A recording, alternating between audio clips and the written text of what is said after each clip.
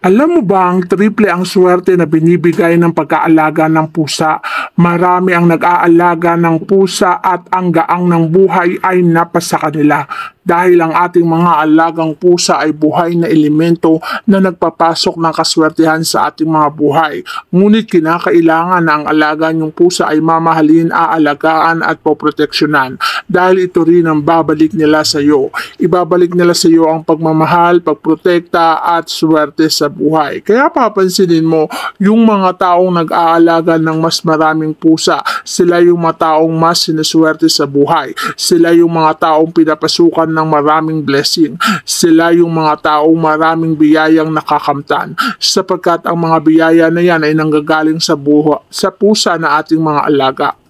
Titignan mo lamang sila ng ganyan pero ang dami nilang ibinibigay na suwerte sa ating mga buhay. Kaya naman ang mga nag-aalaga ng pusa na yan ay patuloy na sinuswerte sa negosyo, sinuswerte sa trabaho, sinuswerte sa kanilang buhay. Lalo pat kung mamahalin nila ang kanilang mga alagang pusa, ang siksik-liglig at nag-uumapaw na swerte ay mapapasa kanilang buhay. Kaya naman kapag may alaga kang pusa, mahalin at alagaan mo sila para ang ibabalik nila sa iyo ay sikliglig at tripling kaswertehan.